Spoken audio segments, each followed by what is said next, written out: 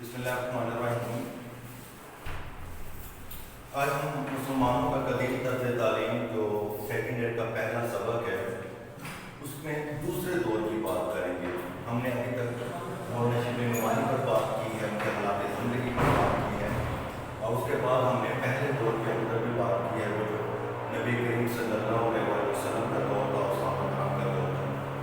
अब दूसरा दौर यहाँ से स्टार्ट हो रहा है और दूसरे दौर के साथ थोड़ा सा हमें समझना भी है कि ये दूसरा दौर मुसलमानों की तालीमी हिसाब से भी और वैसे भी उनकी तरक्की का दौर था। यानी कि अगर हम एक स्केड्यूल बनाते हैं तो ये पहला दौर है जो कि 145 हिजरी से स्टार्ट हो रहा है, ये पहला दौर था। दूसरा दौर अगर हमारे सामने आ जाता है तो ये एक मुकम्मल तरक्की का दौर है। यानी कि दूसरा दौर के अंदर मुसलमानों ने हर लिहाज से तरक्की की, चाहे वो तालीमी दौर था, चाहे वो हुकूमत के हिसाब से दौर था। ये वो दौर था जब इस्लाम मुसलसल फैल रहा था, यानी कि इस्लाम दरिया सिंध के किनारे तक आ गया था और यहाँ पर जो अजमी लोग थे, जो अरब के बाहर के लोग थे, और वो गिरोह दर गिरोह इस्लाम में दाखिल हो रहे थे और जैसे जैसे वो इस्लाम में दाखिल हो रहे थे वैसे वैसे इल्म भी फैल रहा था। इल्म भी अपना साथ, और इल्म कौन सा फैल रहा था?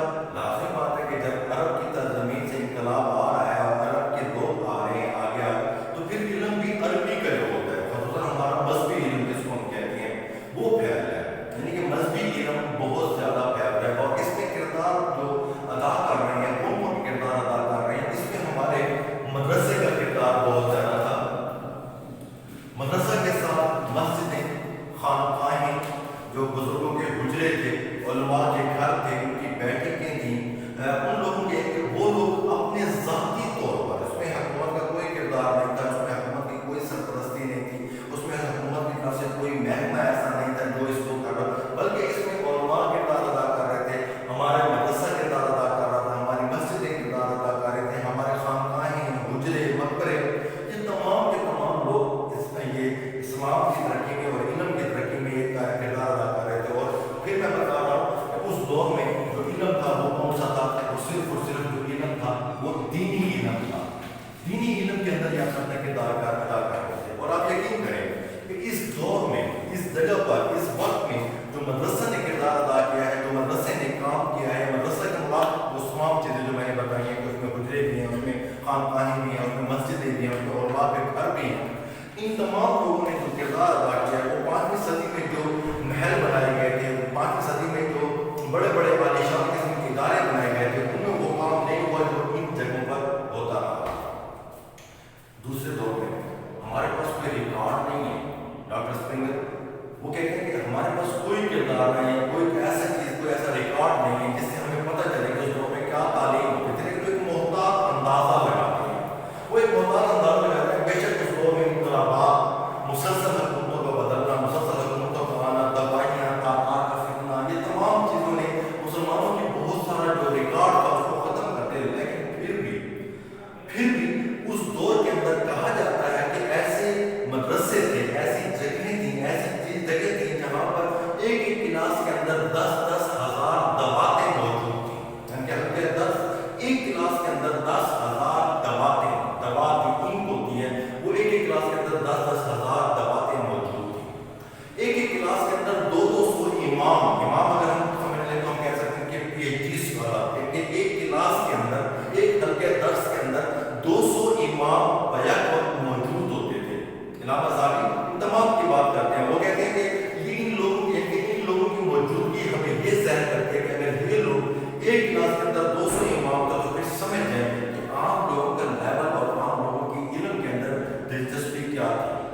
मैं फिर कह रहा हूँ, इल्म अरबी का फैला, अरबी जब अरब फैलते गए तो अपने साथ इल्म को भी ले गए और इल्म भी दीनी था। लेकिन जो अजमी लोग थे, जो बाहर के लोग थे, कमाल इन्होंने हासिल किया। आप देख लें कि जिस शोबा के अंदर चले गए वहाँ पर आपको इमाम, वहाँ पर आपको बड़े अजमी लोग मिलेंगे, उनके अंदर वो जोश, वो जज्बा मौजूद था और उसकी वजह से वो तरक्की करते गए और आगे ही आगे बढ़ते गए और अजमी लोगों ने यहाँ पर अपना किरदार बहुत ज़्यादा अदा किया। अब दूसरे दौर की हम बात करते हैं, वो दौर जो तरक्की का दौर था, वो दौर जिसमें इल्म बहुत ज़्यादा फैला, वो दौर जिसमें हमारी तरक्की यानी मुसलमानों की तरक्की बहुत ज़्यादा हुई है, वो दौर की मैं बात कर रहा हूँ जहाँ पर दूसरे मुल्कों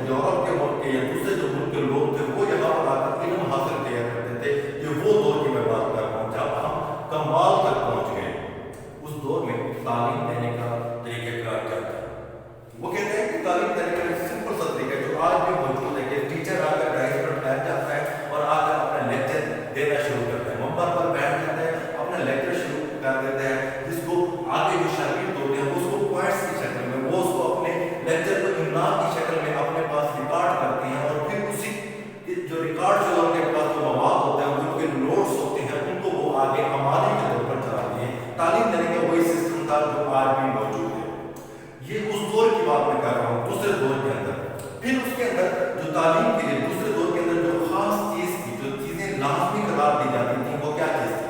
اس دور کے اندر آپ کے لیے ضروری ہوتا تھا کہ آپ نے دور دراز کا سفر کیا ہو. جیسے میں کہتا ہوں کہ میرا نام محمد سعد اللہ خان ہے اور نیچے میں اپنی کوئی ڈگری لکھتا ہوں کہ میں نے پی ایچ ڈی کی ہے، میں نے ایم فل کیا ہے، میں نے ایم اے کیا ہے، یہ ڈگری. اس دور میں ڈگری نہیں بتائی جاتی تھی، بتایا جاتا تھا کہ میرا نام محمد سعد اللہ خان ہے اور میں نے فلاں فلاں فلاں علاقے کا سفر کیا ہے. اس سے میری قابلیت ظاہر ہوتی تھی، میرا علم ظاہر ہوتا تھا، لوگوں کو دلچسپی ہوتی تھی کہ یار اس بندے نے فلاں فلاں فلاں علاقے کے اندر گیا. اور اس کے لیے ضروری نہیں تھا کہ میں جس جگہ پہ رہتا ہوں، اگر کوئی ایسا ہے کہ میں بغداد کے اندر رہتا ہوں اور بغداد علم کا مرکز ہے جہاں پر دور دور کے لوگ آتے ہیں علم حاصل کرنے کے لیے، اور میں وہیں پر رہتا ہوں، تو مجھے باہر جانے کی ضرورت نہیں ہے. نہیں، میں اگر بغداد پہ رہتا ہوں تو میرے لیے بھی ضروری ہے کہ میں اندلس کا سفر کروں، میں قرطبہ کی طرف جاؤں، میں اس کے مرز کی طرف جاؤں، حلب کی طرف جاؤں، شام کی طرف جاؤں. میرے لیے سفر کرنا ضروری تھا. اگر کوئی شخص اہل فن، اہل کمال اپنی تعلیم کو کراتا تھا اور ساتھ میں یہ کہتا تھا کہ میں نے کہیں کا سفر نہیں کیا کہ اپنی تعلیم کو میں جاری رکھ سکوں، تو لوگ اس کو حیرت سے دیکھتے تھے کہ یہ کہیں بھی نہیں گیا. یعنی کہ اس دور میں، دوسرے دور کے اندر جو ضروری چیز تھی وہ تھا کہ آپ نے دور دراز کا سفر ضرور کیا ہو. اس سے سفر کے ذریعے سے آپ کا علم بھی بڑھتا تھا، آپ کے علم کے ساتھ ساتھ آپ کی چیزیں، آپ کو سیکھنے کا عمل، یہ سب چیزیں آپ کی ظاہر ہوتی تھی اور یہ ضروری سمجھا جاتا تھا. پھر ایک اور پوائنٹ کہ آپ کا مناظرہ، یعنی کہ ایک اور چیز جو اعلیٰ تعلیم کے لیے، جو اونچی تعلیم کے لیے جو ضروری سمجھی جاتی تھی، وہ مناظرہ تھا. مناظرہ کیا تھا؟ کسی ایک ٹاپک کے اوپر دو علماء آپس میں بیٹھ کر ایک بحث کرتے تھے جو کہ صحت مند بحث ہوتی تھی، جو کہ فائدہ مند بحث ہوتی تھی، جس میں کوئی غلط بات نہیں ہوتی تھی، جس میں کوئی زور زبردستی کی بات ہوتی تھی، دلیل کے ساتھ، ثبوت کے ساتھ بات ہوتی تھی. اور وہاں پر کوئی ایک صاحب رائے، ایک ایسا بندہ جو مستند ہو، ایسا بندہ جو قابل ہو، اور وہ وہاں پر آ کر بیٹھ جاتا تھا اور وہ ان دونوں کا فیصلہ کرتا تھا. اور جو چھوٹے علم والے لوگ ہوتے تھے وہ وہاں پر موجود ہوتے تھے اور وہ اس بحث کو سنتے تھے.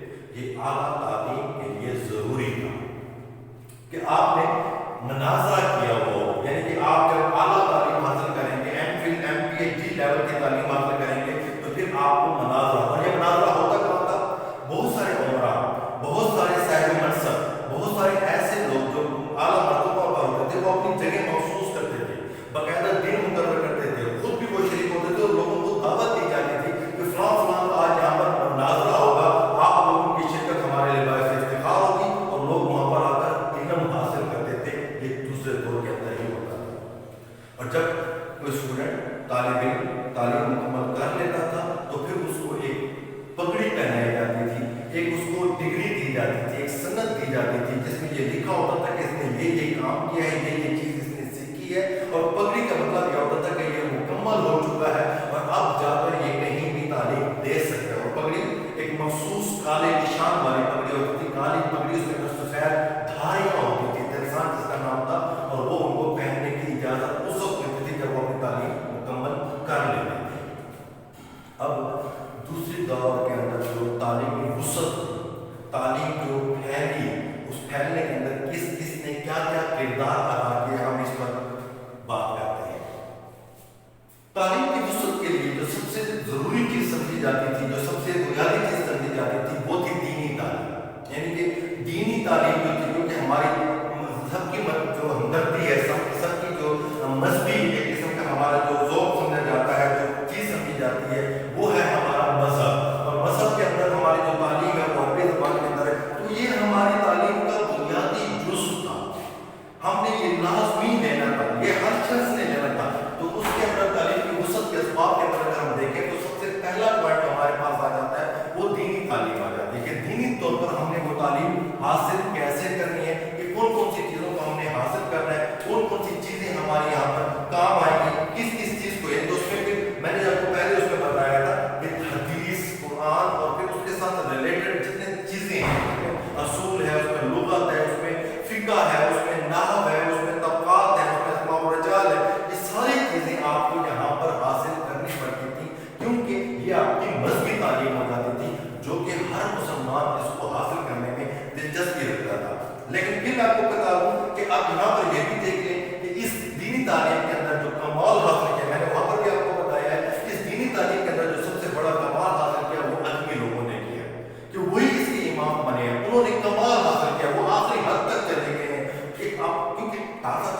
मुसलमान हुए, वो जज्बा उनके अंदर मौजूद था, वो जोश उनके अंदर मौजूद था, और वो चाहते थे कि इससे हम आगे बढ़कर निकालें। क्योंकि जो अरब लोग हैं उनको एक खास निस्बत है कि नबी करीम सल्लल्लाहु अलैहि वसल्लम के साथ रहे, अरब के माहौल में रहे, उनकी बोली है। लेकिन जो मुसलमानों ने, और ख़ुसूसन वो मुसलमान जो अरब के बाहर के थे, उन्होंने फिर इसमें कमाल हासिल किया। दूसरा पॉइंट जो तालीम की वसअत के लिए हमारे पास आ जाता है वो है कि जो तालीम थी वो मदरसों में मुक़य्यद न थी, यानी कि सिर्फ मदरसे में जाकर इल्म हासिल करना और मदरसे वाले ही इल्म हासिल करें, नहीं, बल्कि इल्म आम था। यानी कि उसमें उमरा, अहले मनसब, हर जो बड़े अफसर होते हैं वो सारे के सारे अपना अपना किरदार अदा कर रहे हैं, अपने अपने तौर पर उसमें मतलब उसमें मदद कर रहे हैं, उनको उसमें आगे ले जा रहे हैं। जो मुसलमान थे, यानी कि इसमें तालीम जो थी वो सिर्फ मदरसों तक नहीं थी, बल्कि उमरा, अहले मनसब, ये लोग भी इसमें इन्वॉल्व थे। इन लोगों के घर भी इस काम के लिए मखसूस थे, और वो खुद हुकूमत करने के साथ साथ इनकी सरपरस्ती भी करते थे, और इनके साथ साथ वो खुद दिलचस्पी भी लेते थे। वो सीना की बात करते हैं कि वो हुकूमत के काम भी करता था, लेकिन साथ साथ अपने तालिब इल्मों को भी मुकम्मल टाइम देता था। ये हमारे पास दूसरा दौर में ये दूसरा पॉइंट आ जाता है, जो तालीम की वसअत थी, जो तालीम को फैलाव के जो हमारे पास चीजें आ जाती हैं। उसके बाद तीसरी चीज जो एक मेन पॉइंट है हमारे पास, वो है तालीम में आजादी। कि जिसने जो इल्म हासिल करना है वो उसके लिए जरूरी है, वो हासिल कर सकता है, वो किसी चीज का पाबंद नहीं है। नंबर एक। नंबर दो, इसके अंदर जो मेन चीज आ जाती है वो चीज आ जाती है कि वो क्या इस इल्म के हासिल करने के लिए क्या उसको महसूस, मैं आपको थोड़ा सा एक मिसाल देता हूँ। हम आज की दुनिया की मैं बात करता हूँ, आज की दुनिया के अंदर अगर हम देखें तो मैं जब स्कूल में हम पढ़ते हैं तो हमें एक टाइम में बया 5-6 सब्जेक्ट पढ़ने पड़ते हैं। उस दूसरे दौर के अंदर ऐसा कुछ नहीं था। आपने एक इल्म हासिल करना है और उस इल्म की इंतहा तक जाना है। आप यानी कि मैं रियाजी अगर पढ़ रहा हूँ तो मैं रियाजी ही पढ़ रहा हूँ, मुझे किसी और के साथ कोई सरोकार नहीं है। मुझे नहीं पता कि फिजिक्स क्या कहती है, मुझे नहीं पता कि केमिस्ट्री क्या कहती है, मुझे नहीं पता कि उर्दू क्या कहती है। मैं सिर्फ रियाजी, मैं सिर्फ मैथ का माहिर हूँ और मैं उसको पढ़ रहा हूँ।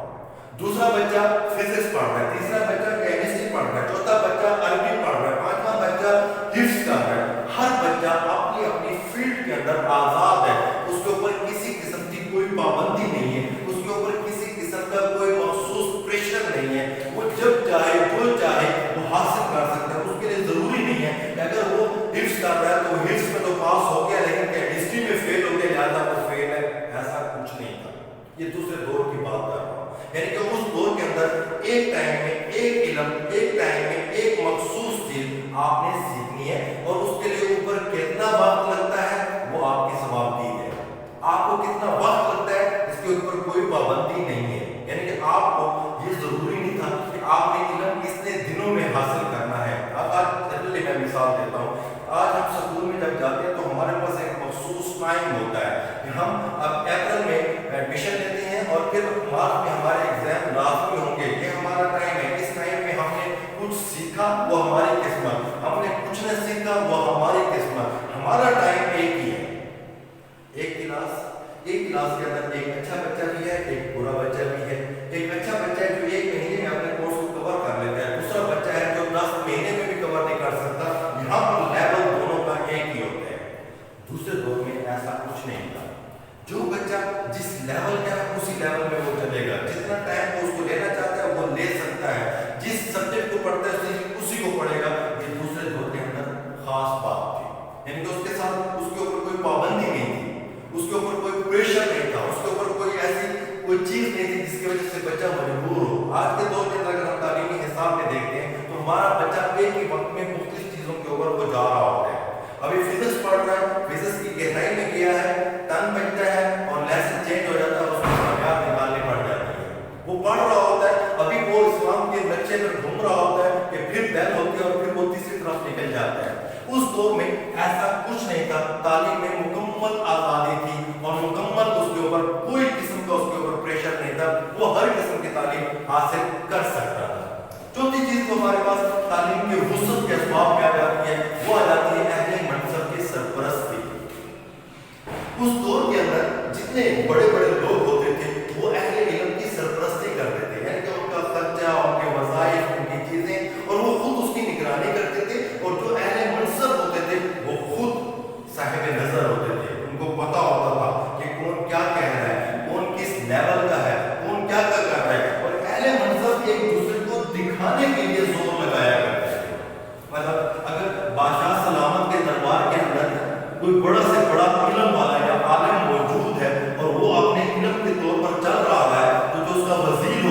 वो उससे कम दर्जे का जो आलम होगा उसको पकड़ लेगा। वजीर के बाद जो अहले मनसब जो दूसरे लोग होंगे जो साथ उसके चल रहे होंगे तो वो उससे जो काम बचेंगे उनको कवर करना शुरू कर देंगे। और कवर किस किस्म का करेंगे? उनका खर्चा, उनके वजीफा, उनकी तवज्जो, उनकी सरपरस्ती, उनका हर चीज की चीज ये लोग उठाया करते थे। और किस लिए उठाया करते थे? ताकि हमारा नाम हो। ये अभी की बात है, मुगल खानदान तक आपके सामने है। आपने अकबर बादशाह के मुतालिक सुना होगा कि उसके दरबार में 9 रत्न थे। 9 रत्न से मुराद क्या होती है कि वो 9 हीरे थे उसके दरबार के अंदर, जो अपने अपने फन के अंदर, जो अपने अपने काम के अंदर इस हद तक कमाल के थे कि उन जैसा फिर कोई नहीं था। वो वाकई किरदार अदा करते थे। तो ये बादशाह अपने आप को ऊंचा करने के लिए, अपने आप को बड़ा साबित करने के लिए ये इस किस्म के काम करते थे ताकि साबित हो कि हम वाकई कुछ करने वाले हैं। ये हमारे पास आखिरी पॉइंट था जिसके अंदर हमारे पास ये चीज आ गई कि हमारे पास पता चल गया कि तालीम के वसूल के असबाब क्या है। मैं थोड़ा सा एक रिव्यू फिर दोबारा लेता हूँ। दूसरा दो जो कि मुसलमानों की तरक्की का मेन किरदार, उसमें तरक्की में किरदार अदा करता है, जो जिसमें मुसलमानों ने तरक्की की, इल्म में भी, हुकूमत में भी, कंट्रोल में भी। दूसरे दौर के अंदर मुसलमान एक कमाल तक पहुंचे। हमारी हुकूमतें, इस्लामी हुकूमतें, वो कहते हैं कि दरिया के सिंध के किनारे तक मावर आ रही थी। ये दूसरा दौर था और इसके अंदर इल्म फैला। लेकिन पहला इल्म कौन सा था? दीनी इल्म था, जो कि हमारी मजहबी जिम्मेदारी है। और इसमें किरदार किसने अदा किया? हुकूमत ने नहीं। हुकूमत ने कोई महकमा बनाया नहीं, बल्कि इसमें मदरसों ने किरदार अदा किया। इसमें खानकाहों ने, हुजरों ने और बाकी घरों ने, इन लोगों ने अपना किरदार अदा किया और इल्म फैलना शुरू हुआ और इल्म फिर आगे तक चला गया। और इसमें फिर आप एक और चीज देखें, इसमें शहर के शहर यानी कि हलब, शाम, मर्व, बर्तबा, उंदलस, बगदाद, ये सारे के सारे शहर यहाँ पर आबाद होते गए और यहाँ पर इल्मी सदाओं से ये गूंज रहे थे। इसी तरह खानकाहों की बात करते हैं, मदरसों की बात करते हैं, हुजरों की बात करते हैं, मस्जिदों की बात करते हैं, वो सारी के सारी इनके इनकलाब के साथ और इस चीज के साथ फैल रही थी। उसके बाद हमारे पास दूसरी चीज आ जाती है दूसरे दौर के अंदर, इनकलाब। इनकलाब की वजह से हमारा सारा रिकॉर्ड खत्म हो गया। हमारी सब चीजें फितरत तातार आपके सामने है कि दजला जो था वो 3 दिन तक काला बहता रहा कि इतनी स्याही थी कि उसने सब चीज को ज़ाया कर दिया। लेकिन इसके बावजूद कुछ न कुछ मौजूद है। इलामा साहब कहते हैं कि हमारे कुछ मदरसे, कुछ ऐसे मदरसे थे जिसमें एक वक्त में 200 इमाम एक क्लास में शामिल होते थे। इसी तरह हमारे सामने ये भी बात आ जाती है कि एक क्लास के अंदर 10-10 हजार दवातें यानी कि इंक पॉट जिसको हम कहते हैं, एक क्लास के अंदर 10,000 दवातें मौजूद थी। तो आप अंदाजा लगा लें कि वहां पर तालीम कैसी हो रही थी।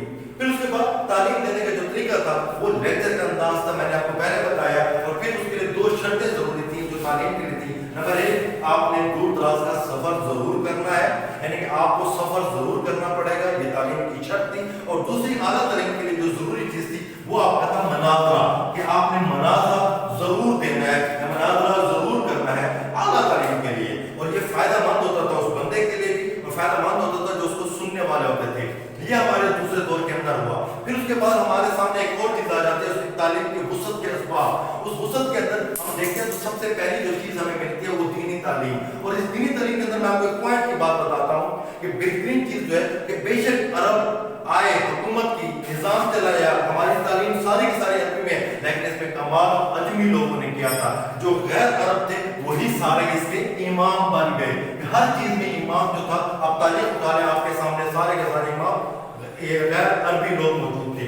फिर कहते हैं कि वो जो तालीम थी वो सिर्फ मदरसों में नहीं थी, बल्कि उसमें उलमा ने अपना किरदार अदा किया, अहले मनसब ने अपना किरदार अदा किया, उमरा ने अपना किरदार अदा किया और सब लोगों ने तालीम देने में अपना अपना किरदार, अपना हिस्सा डाला। फिर उसके बाद कहते हैं तालीम में आज़ादी, कि आप कौन सी तालीम हासिल करना चाहते हैं, आप कब तक हासिल करना चाहते हैं, इसमें किसी किस्म की आपके ऊपर पाबंदी नहीं है। आप मखसूस नहीं है कि आपने फिजिक्स भी पढ़नी है, केमिस्ट्री भी पढ़नी है, बायो भी पढ़नी है और हिस्ट्री भी करना है। नहीं, आप एक चीज करेंगे, कितने टाइम में करते हैं ये आपके ऊपर डिपेंड करता है। आपको किसी और चीज के बारे में जानने की जरूरत नहीं है, आप वही करें, आपके ऊपर पाबंदी नहीं है। और उसके बाद आखिर पर आ जाता है अहले मनसब की सरपरस्ती, कि ये वो लोग थे जो बड़े थे, जो उमरा थे, जो दुनिया को दिखावे के लिए भी और इल्म से मोहब्बत करने वाले भी थे।